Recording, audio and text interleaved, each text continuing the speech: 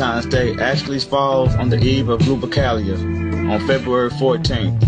In ancient Rome, this day was used to pair couples for the duration of the Lupercalia festival using a lottery-type system.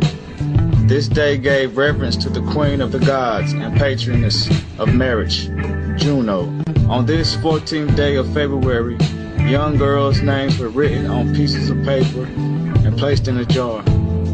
Boys would then pick the name of a girl that they are going to be partnered with for the rest of the festival. It should be no surprise that the Roman Catholic Church substituted these girls' names with names of dead saints, trying to hide the lustful and pagan practice.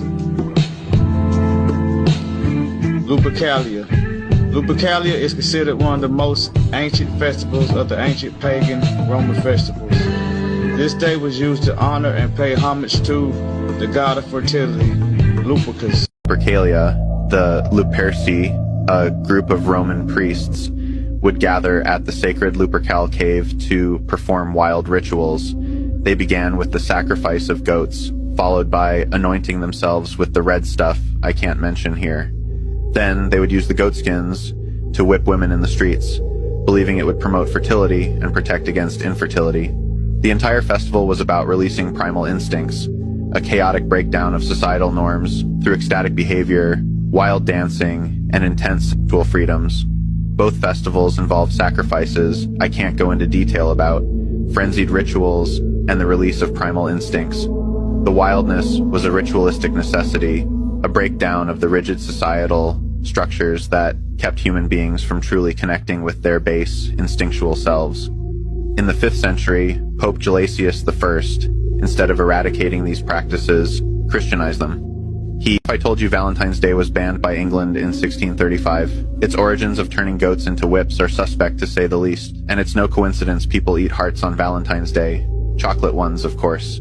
You see, Valentine's Day isn't just about roses, chocolates, and love letters. No, that's just what they tell you. It started as a pagan fertility festival, one deeply rooted in ancient rituals of lust, control, and primal human impulses.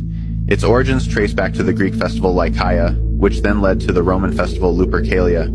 Each day was dedicated to their gods, Lycaeus, Pan, Zeus, Faunus, Lupercus, and Lupa. These gods were worshipped for their connection to nature, fertility, and the untamed forces of the earth. Pan and Faunus governed the wild, carnal instincts of humanity, while Zeus Lycaeus was associated with the untamable, primal energy of the natural world. He replaced the Roman gods with Saint Valentine, a Christian martyr.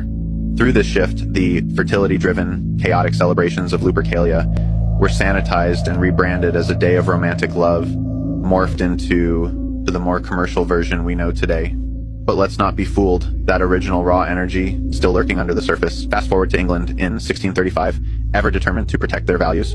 They saw Valentine's Day as a celebration of immorality. They banned the holiday outright, seeing it as a day that promoted excessive sexuality and disregard for the sanctity of marriage. In their eyes, the ritualistic excesses of Lupercalia, along with its connection to wild, untamed sexuality, had no place in their society. So, next time you hand someone a card or buy that chocolate heart, just remember, there's far more to Valentine's Day than meets the eye. And one last thing, I'm going to go ahead and say this is just a joke for entertainment purposes.